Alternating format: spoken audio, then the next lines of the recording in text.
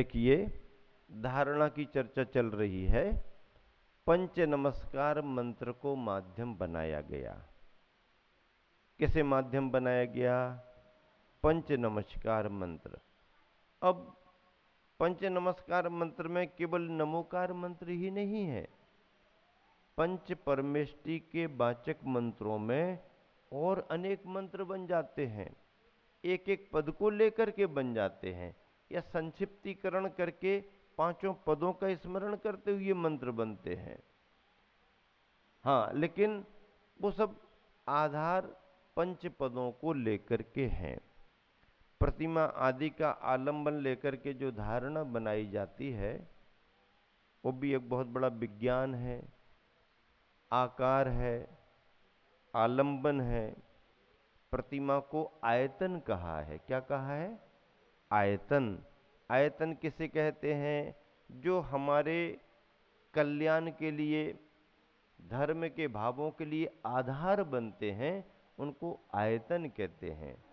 मंदिर आयतन है, भगवान की प्रतिमा आयतन है, मंदिर का शिखर आयतन है, ग्रंथ जिनवानी आयतन है, गुरु की मुद्रा आयतन है। क्यों?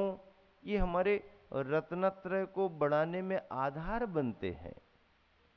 इस आधार के बगैर किसी का रत्नत्रय पल नहीं सकता है। आयतन। अनायतन किसे कहते हैं? जिनसे बचना पड़ता है, जो हमें संसार के मार्ग में ले जा सकते हैं, ले जाते हैं, वो अनायतन माने जाते हैं। अनायतनों की व्याख्या अलग होती है।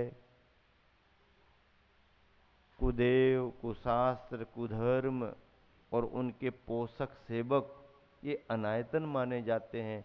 अनायतन यानी इनसे बचना, इनको स्वीकार नहीं करना, इनसे दूर रहना, अनायतन है।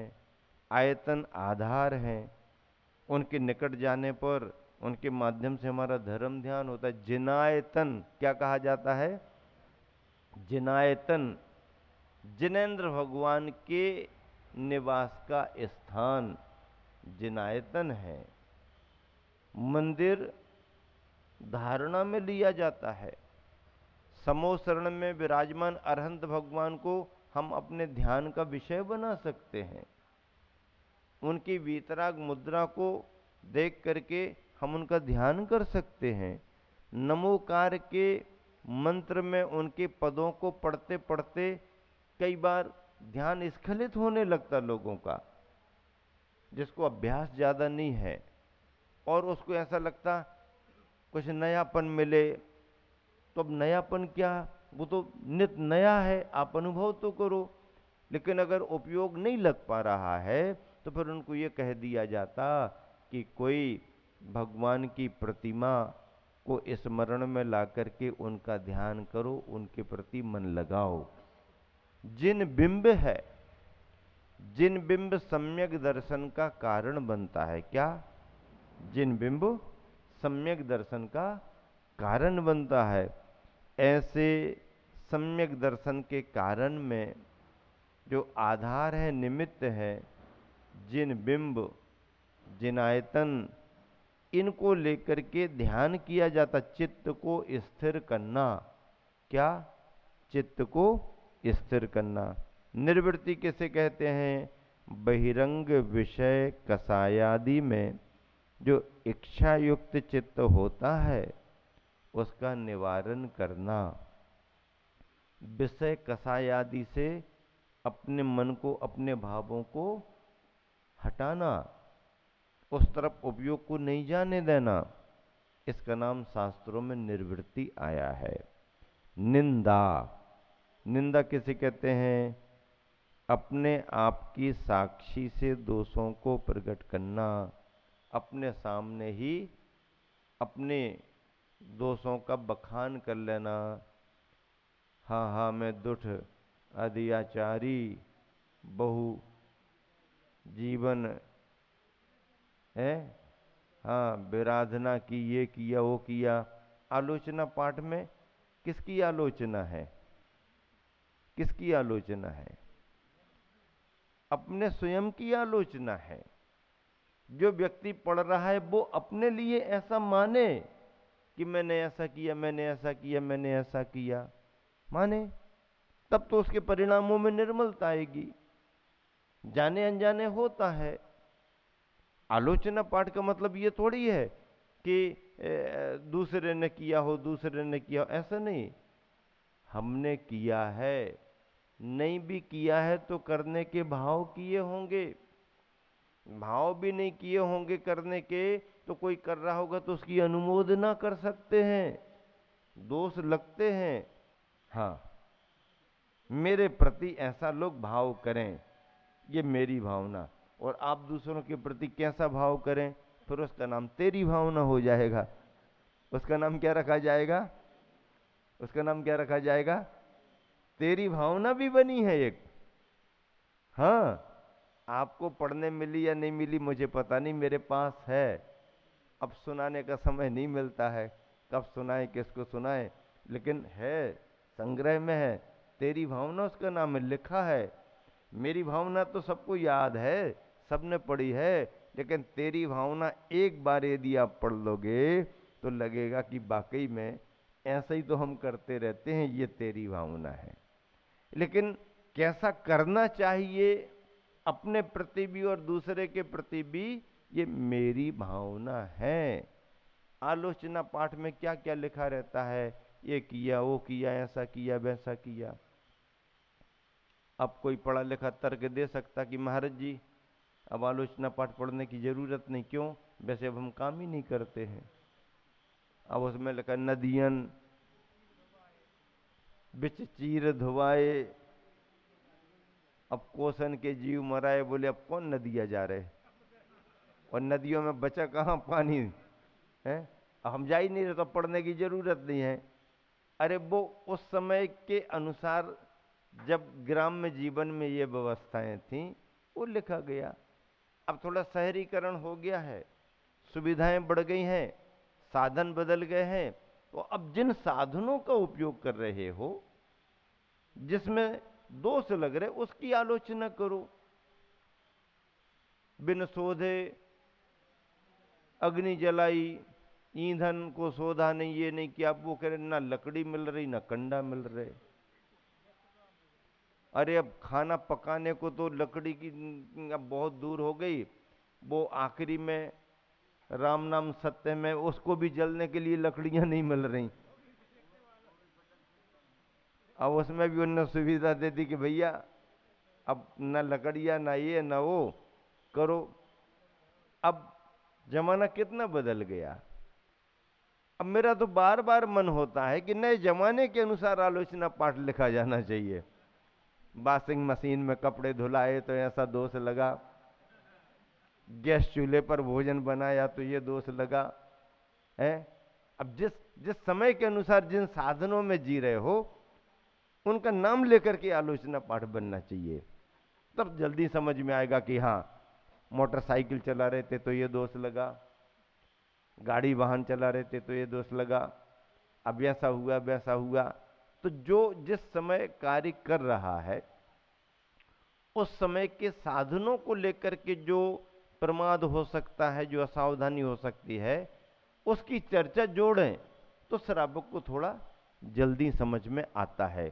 लेकिन कोई बात यदि लिखी गई है तो साधन भले बदल गए हों पर क्रियाओं का प्रमाद तो वैसा ही दिखता है। और इसलिए जो रचना लिखी गई वो सर्वमान्य और हमेशा के लिए हो गई। नाम भले बदल दो, साधन अलग हो जाएं, पर प्रमाद और दोष तो वैसे लगते ही रहते हैं।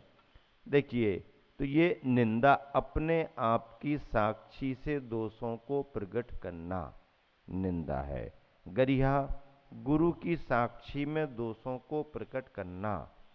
अपन ने किसी को नहीं कहा और अपने अंदर के आर्तरौद्र परिणामों की हमने आलोचना कर ली तो इसको हम निंदा कहेंगे। आज निंदा शब्द का अर्थ क्या है?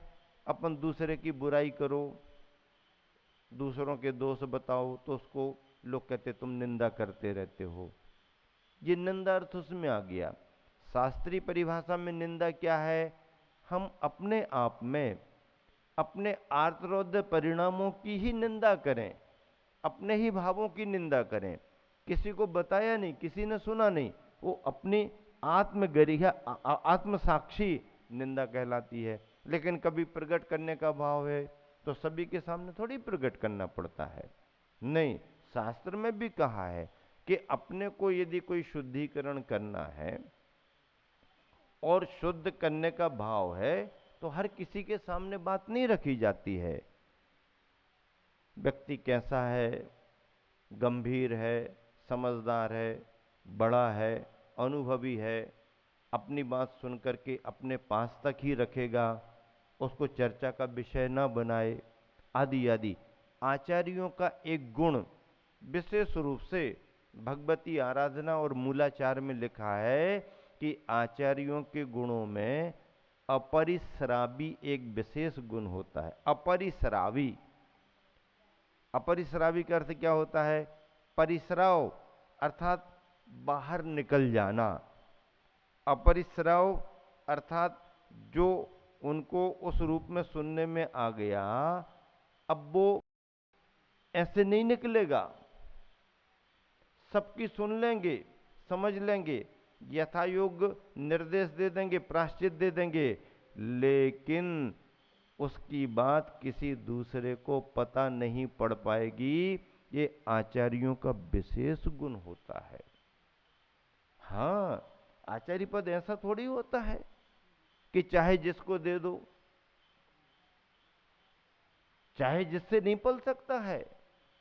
आचार्य पद देना लेना सरल हो सकता है, लेकिन उसकी गरिमा बनाए रखना, उसके पद की गंभीरता बनाए रखना सभी के बस की बात नहीं है। हाँ, इसमें तो बहुत सोच विचार करके कार्य करना पड़ता है। परंपरा का सवाल है, कोई संतुष्टि के लिए थोड़ी है कि प्रसन्न करने के लिए पद दिए जाते, नहीं, ये तो परंपरा का ध्यान रख करके किए जाते हैं। और आचार्य पद की अपेक्षा से कभी किसी को दीक्षा लेनी भी नहीं चाहिए। हाँ, अगर आचार्य पद की इच्छा लेकर के कोई दीक्षित हो रहा है तो वो दीक्षित होगा ही नहीं। आचार्य पद मोक्ष मार्ग में मुख्य नहीं है, मोक्ष मार्ग में तो साधु पद मुख्य है। ये तो आवश्यकता है आचार्य पद की।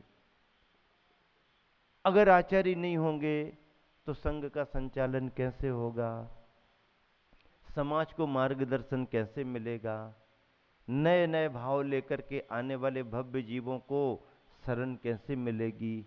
इसके लिए आचार्य पद का महत्व है।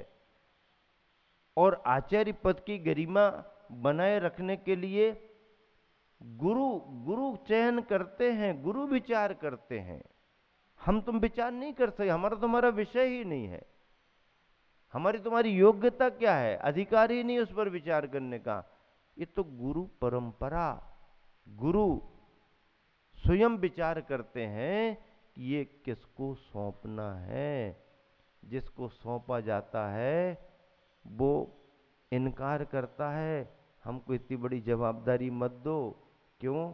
क्योंकि ले ली और नहीं निभा पाएंगे तो गड़बड़ होगा। अकेला पद लेकर के घूमने से कोई आचार्य पद की गरिमा थोड़ी बनती है। आचार्य का पद ले लिया और दो ब्रह्मचारी साथ में रहने को तैयार ना हो, आचार्य पद का ले लिया और पिच्छीधारी दो साधु तुम्हारे साथ ना हो, तो आचार्य पद की गरिमा क्या है तुम्हारी? और अगर अकेला साधु भी है और उसके पास कोई विशेष कुछ उपाधि पद नहीं है और ब्रह्मचारी त्यागी वृत्ति कोई भी रहने को, कोई भी साधु साथ में रहने को तैयार हो, तो उस पद में भी उसका बड़ा महत्व माना जाता है। हाँ, पंचम काल है, जो ना हो जाए सब थोड़ा है। हाँ, आचार्य पद की गरिमा है, भजनदारी है। और ऐसे आचार्य परमेष्टियों की जितनी महिमा गाई जाए, जितना गुणगान किया जाए, उतना कम है। हम और आप महान महान महानतम सौभाग्यशाली हैं। हाँ, हमारा पुण्य बहुत तीव्र है। आप कह रहे कि गुरुवर का पुण्य तीव्र है। गुरुवर का पुण्य तीव्र नहीं है, हमारा पुण्य तीव्र है, तुम्हारा पुण्य तीव्र है। तुम गृहस्थ हो, तुम्हारा भी पुण्य तीव्र है। क्यों? क्यों तीव्र है? उनका तीव्र क्यों नहीं है? उनका तीव्र होता पुण्य तो वो विदेश क्षेत्र में होते और इसी भाव से केवल ज्ञान पाके मोक्ष प्राप्त करते। उनका पुण्य कुछ कमजोर पड़ा कि उनको यहां आना पड़ा, और हमारा तुम्हारा पुण्य इसलिए तीव्र है कि हमारे को पंचम काल में ऐसे गुरुवर मिले। हमारा पुण्य तीव्र है। अब बोलो किसका पुण्य तीव्र है? हमारा पुण्य तीव्र है। हमारे कल्याण के लिए वो यहां पर आए, हमें शरण मिली है। हमारा तुम्हारा, तुम गृहस्थ हो तो भी क्या हुआ, उनके शासन काल में तो हो ना, उनकी जयकारा तो कर रहे हो, सुबह शाम उनके नाम का घंटा तो बजा रहे हो ना। हम भाग्यशाली हैं। उनका पुण्य तीव्र होता तो आज वो समूह शरण में सीमंदर स्वामी के मोक्ष जा रहे होते, उनको तो मोक्ष हो जाता, हमारा तुम्हारा क्या होता। इसलिए हम भाग्यशाली हैं। ऐसे थोड़ी जाने देंगे अपने गुरु को, पैर पकड़ लेंगे, नहीं हम सबको लेकर के चलो, हाँ हम सब चलेंगे साथ में। हालांकि साथ में कोई किसी को ले नहीं जाता है, लेकिन कोशिश तो करेंगे। क्यों नहीं करेंगे? हमारे गुरुवर हैं, हमारे गुरुवर हैं। हमने गुरुवर बनाए, गुरु बनाए हैं। ये आचार्यों की गरिमा है, ये आचार्यों के पद का प्रभाव है। पंचम काल में भी ऐसे आचार्य परमेष्टि की छत्र छाया हमारे तुम्हारे को मिल रही है। हाँ, वो दें भी तो नहीं, नहीं हमसे नहीं जमेगा। इच्छा तो स्थान ही नहीं इच्छा के लिए। इच्छा कर ली, साधु धर्म में बाधा आ गई। हाँ, साधु धर्म निराकुल होता है। क्या करना महाराज तुम्हारे लिए? हमें कुछ नहीं करना। कुंद कुंद स्वामी ने कहा है कुछ नहीं करो। हम तो कुछ नहीं करने के लिए मुनि बने हैं, कुछ करने को थोड़ी मुनि बने हैं। कुछ करने को तो दुनिया पड़ी है, कुछ नहीं करने को हम मुनि बने हैं। फिर क्या करते हो? जो गुरु कह देते हैं वो करते हैं, और बाकी कोई आकुलता नहीं है। ये मुनि का धर्म है। ऐसे धर्म का पालन इस पंचम काल में भी हो रहा कि नहीं हो रहा? खूब ठाट वाट से आनंद के साथ हो रहा।